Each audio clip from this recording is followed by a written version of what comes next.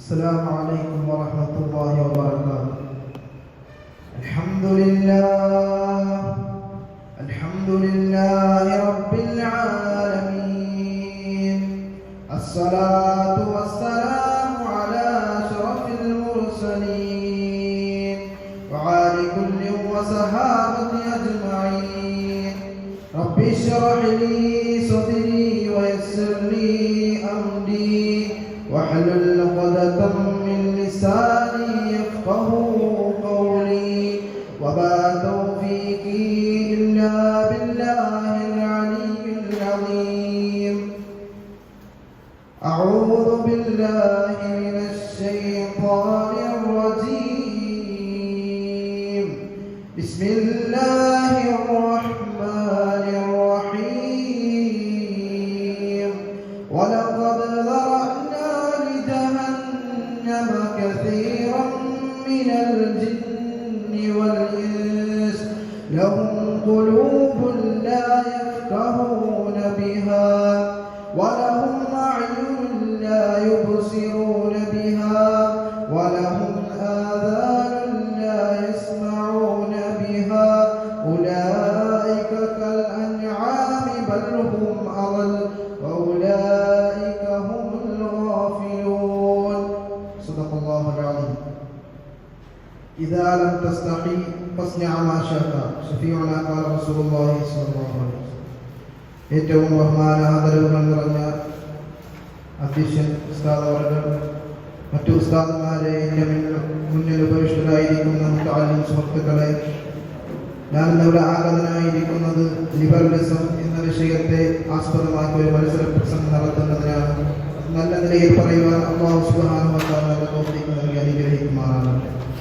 പ്രിയമുള്ളവരെ, നീലാകാശം, നീലവാന പക്ഷികളും ആകാശസിംഹങ്ങളും പറന്നുല്ലസിക്കുമ്പോൾ, അഗാധമായ ആഴിക്കടീര വരാഹങ്ങളോടൊപ്പം ഓളിയിട്ട് രസിക്കുമ്പോഴും, ശാസ്ത്ര സാങ്കേതിക വിദ്യയുടെ പടവുകൾ ഓരോന്നോരോന്നായി മനുഷ്യൻ ചവിട്ടിക്കിടക്കുമ്പോഴും, ആണിനെ പെണ്ണാക്കാനും പെണ്ണിനെ ആണാക്കാനും ശാസ്ത്രത്തിന്റെ സഹായത്തിലൂടെ ലോകത്ത് എന്ത് മാറ്റങ്ങളും വരുത്താൻ മനുഷ്യന് കഴിയുമ്പോഴും, ഇന്നത്തെ കാലവും കോലവും മാറുന്നതിനനുസരിച്ച് വിദ്യാസമ്പന്നർ എന്ന് പറയുന്നവർ തന്നെ തന്റെ ആശയങ്ങളും ആദർശങ്ങളും അടിക്കടി മാറ്റിക്കൊണ്ടിരിക്കുകയാണ്.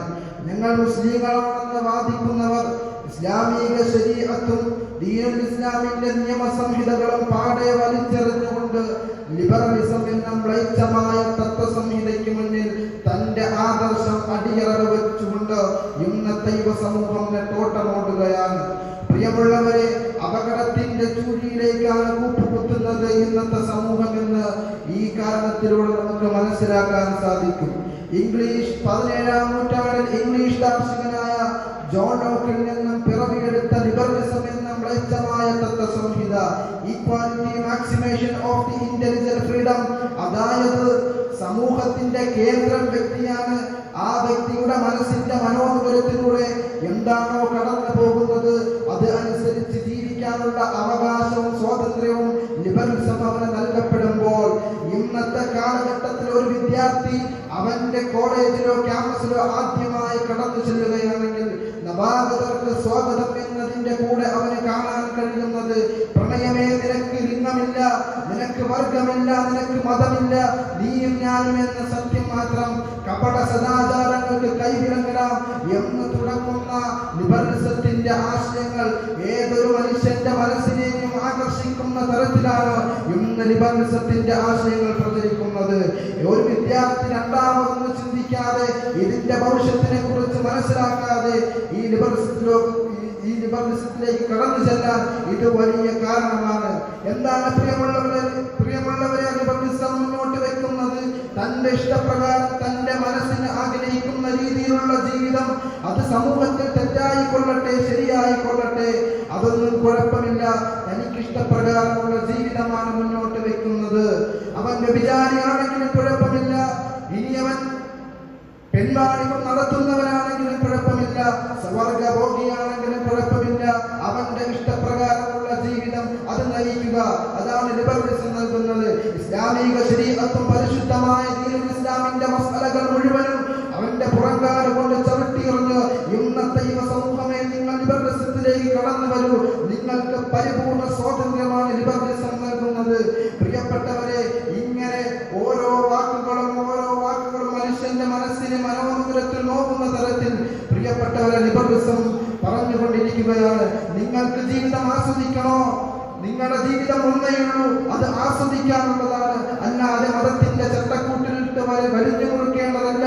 മതത്തിന്റെ വേലിക്കെട്ടുകൾ തകർത്തെറിഞ്ഞുകൊണ്ട് കടന്നു വരൂ. ലിബറലിസം നിങ്ങൾക്ക് പരിപൂർണ്ണ സ്വാതന്ത്ര്യമാണ് നൽകുന്നത് എന്ന് പറയപ്പെടുമ്പോ, ഈ അടുത്ത് എറണാകുളത്ത് ഒരു ഹോസ്റ്റൽ വിദ്യാർത്ഥിനി തന്റെ ശരീരം ആഡംബരപൂർണമായി ജീവിക്കുന്നതിന് വേണ്ടിയിട്ട് 25,000 രൂപയ്ക്ക് വരെ ശരീരം വിറ്റു എന്ന് പറയുമ്പോ, ക്യാമ്പസുകളിലും കോളേജുകളിലും എത്രമാത്രം ലിബറലിസം സ്വാധീനം ചെലുത്തുന്നുണ്ട് എന്ന് നമുക്ക് ഇതിലൂടെ മനസ്സിലാക്കാൻ കഴിയും. ഇങ്ങനെ ക്യാമ്പസുകളും കോളേജുകളും ലിബറലിസത്തിന്റെ ആശയങ്ങൾ മുന്നിൽ കുളിച്ചുകൊണ്ട് തകർത്തെറിയപ്പെടുമ്പോ, അല്ലാഹുവിന്റെ പരിശുദ്ധമാക്കപ്പെട്ട ഖുർആൻ പറയുന്നു, ഉലൈക കൽ അൻആമി ബൽ ഹും അദൽ, അക്കൂട്ടർ മൃഗങ്ങളെ പോലെയാണ്. ബൽ ഹും അദൽ എന്നല്ല, അതിനേക്കാൾ അധപ്പതിച്ചവരാണ്. ഇന്ന് മൃഗങ്ങൾ പോലും ചെയ്യാൻ മടിക്കുന്ന പ്രവൃത്തികൾ യാതൊരു അറപ്പും വെറുപ്പുമില്ലാതെ മനുഷ്യൻ പല രൂപത്തിലും പാപത്തിലും ചെയ്യാൻ വേണ്ടി തുനിയുകയാണ്, അതിനുവേണ്ടി മത്സരിക്കുകയാണ്. പ്രിയമുള്ളവരെ, അല്ലാഹുവിന്റെ പരിശുദ്ധമാക്കപ്പെട്ട ഖുർആൻ പറഞ്ഞത്, അടിവരയിട്ട് പറഞ്ഞതിന്റെ തിക്തഫലം എന്താണെന്നറിയോ? ജാരസന്താനങ്ങൾ ഇനി വരുന്ന കാലഘട്ടത്തിൽ പെറ്റുപെരുകും. അവർക്ക് തന്റെ പിതാക്കന്മാരെ തിരിച്ചറിയാൻ കഴിയുകയില്ല. തന്റെ പിതാക്കൻ തന്റെ മാതാവിന്റെ സഹോദരനാണോ, തന്റെ കുടുംബത്തിൽപ്പെട്ട ആരെങ്കിലുമാണോ, ഇനി തന്റെ മാതാവിന്റെ സുഹൃത്തുക്കൾ ആരെങ്കിലുമാണോ എന്ന് പോലും സംശയിക്കേണ്ട തരത്തിൽ കാലം മാറിക്കൊണ്ടിരിക്കുന്നു. അതല്ലേ അല്ലാഹുവിന്റെ പ്രവാചകർ പറഞ്ഞത്, ഇദാലം തസ്തഹി ഫസ്ന മാ ശിഅത, ലജ്ജയില്ലാത്തവർ എന്ത് പ്രവർത്തിച്ചു കൊള്ളട്ടെ, അവർക്ക് തോന്നുന്ന രീതിയിൽ ജീവിച്ചു കൊള്ളട്ടെ എന്ന് പറഞ്ഞാൽ ബന്ധങ്ങളുടെ വില അവർക്ക് മനസ്സിലാവുകയില്ല. മക്കൾക്ക് മാതാപിതാക്കളെ മനസ്സിലാവുകയില്ല, മാതാപിതാക്കൾക്ക് മക്കളെയും മനസ്സിലാവുകയില്ല.